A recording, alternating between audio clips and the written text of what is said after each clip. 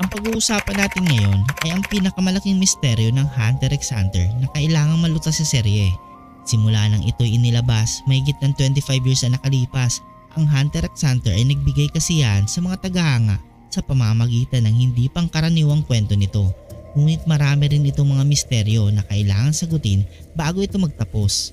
Ang pang-10 sa ating listahan ay ang Sonata of Darkness ni Melody.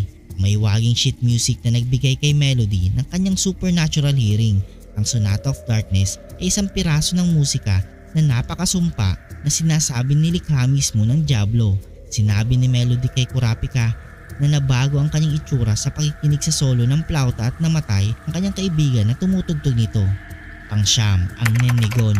Halos namatay si Gon habang sinusubukang paghigantihan si Kite. Habang nakikipaglaban kay Neferpito, gumawa si Gon ng kondisyon kung saan ipinagpalit niya ang lahat ng kanyang Nen potential para sa isang biglaang pagtaas ng kapangyarihan.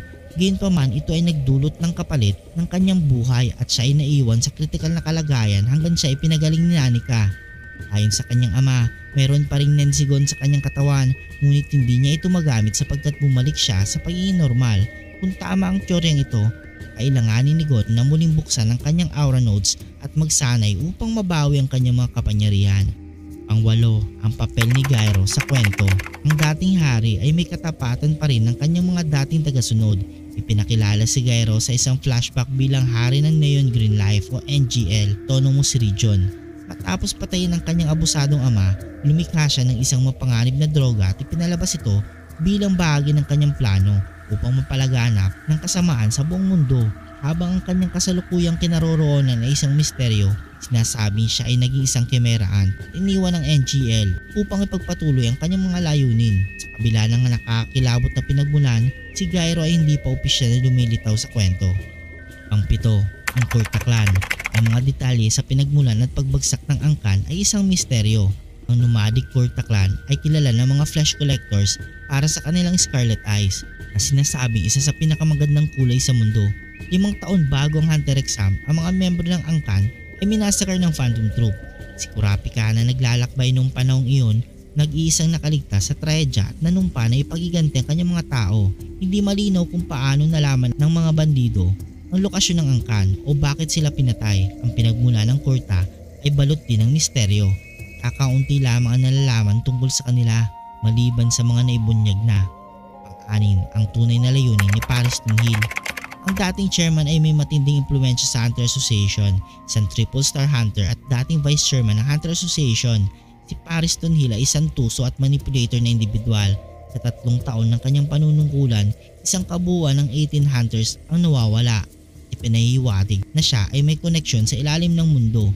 Bukas na sinasabi ni Paris na nag-i-enjoy siyang kamuhian kaya't madalas niyang sinusubok ang pasensya ng kanyang mga kasamahan. Sa kabila ng kanyang talino at kapangyarihan, ang kanyang mga aksyon ay hindi pa mahulaan. Ang kanyang tunay na mga layunin ay nananatiling hindi pa malinaw. Pang-5, ang kakayahan ni Jing sa Nen. Pinakilala ang ama ni Gonfrix bilang isang natatanging Nen user, isang kilalang arkeologo, truwin hunter. Si Jingfrix ay isang enigma mula sa simula ng kwento. Palagi niyang iniiwasan ang mga pagtatangka ni Gon na matagpuan siya. Lumalabas lamang kapag siya ay tinawag para sa isang pagpupulong kasama ang kanyang mga kasamahan. Sa kabila nito, bihira siyang ipakita na ginagamit ang kanyang mga kakayahan, kaya't ang tunay na lawak ng kanyang kapangyarihan ay nananatiling hindi pa alam. Pang-4, ang ina ni Gon. Ang pagiging magulang ng isang enhancer ay naging paksa ng mga tagahanga mula sa simula. Maaring hindi mahalaga ang ina ni Gon sa kwento, ngunit hindi ito napigilan ng mga tagahanga sa pagbuo ng mga ligaw na teorya. Nang bumalik si Gon sa Whale Island matapos matutunan ang Nen, nalaman niyang nag-iwan si Jing ng mensahe para sa kanya sa isang tape recording.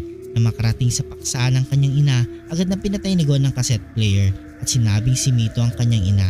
Hindi na muling nabalikan ng paksang ito, ngunit ang nakakaintrigang mensahe ni Jing ay nag-iwan ng bakas sa anime community na naging sanhi ng marami na magtaka tungkol sa pagkakakilanlan ng isang magulang ng pangunahing tauhan. Pang-8, si Donphrix, ang paglalakbay sa bagong mundo. Ang may akda ay may parehong apelyido kay Jing at Gon. Noong daang taon ang nakalipas, isang lalaki na nagngangalang Donphrix ay naglakbay sa Dark Continent at in-explore ang mga baybayin ng Lake Mobius. Isinulat niya ang kanyang paglalakbay sa isang journal na itinatawag na Journey to the New World. Ngunit ang East Edition lamang ang natagpuan. Ayon kay Jing, may 3 posibleng dahilan kung bakit nawawala ang West Vision. Ang una ay hindi pa ito natatagpuan at ang pangalawa ay hindi ito kailanman naisulat. Gayunpaman ang pangatlo at nakakakilabot na dahilan ay ang may akda ay patuloy pa rin itong isinusulat. Ito ay nagdudulot ng maraming tanong tungkol sa pagkakakilanlan ni Don Freaks at ang Dark Continent. Pangalawa, ang nakaraniso pa. Ang mga pinagpula ng magician ay maaaring magpaliwanag sa kanyang natatanging personalidad. Isang talentado na user at flamboyant na individual, si Hisoka ay mabilis na naging paboritong karakter ng mga tagahanga. Ang kanyang natatanging personalidad at trademark na Banjingam ability ay nagdulot ng maraming spekulasyon tungkol sa kanyang nakaraan, lalo na't ang lalaki mismo ay walang interes na pag-usapan ito.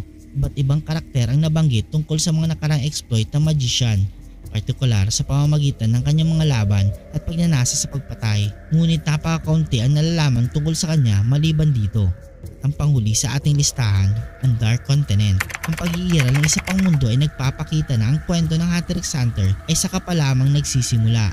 Kasalukuyang story arc ng manga ay nakatuon sa isang ekspedisyon sa Dark Continent na pinamumunuan ng Hunter Association. Ibinunyag ni Chidel, ang bagong chairman, na ang Chimera Ant ay ang B-level threats lamang. Ang mga matatagpuan sa bagong lupain ay mas mapanganib pa dahil maraming mga sibilyan ang sakay kabilang ang Kakin Royal Family. Ang barko ay ibababa sila sa New Continent na isang isla malapit sa tubig ng aktwal na destinasyon. Ang Dark Continent ay pumapalibot sa napakalaking Lake Mobius na naglalaman ng known world sa gitna nito, na nagpapakita na ang mundong nakita hanggang ngayon sa serye ay isang maliit na bahagi lamang ng totoong mundo. Kung nagustuhan mo video ito, huwag niyong kalimutan mag-like at subscribe and hit the notification bell button para updated kayo palagi sa ating video. Maraming salamat.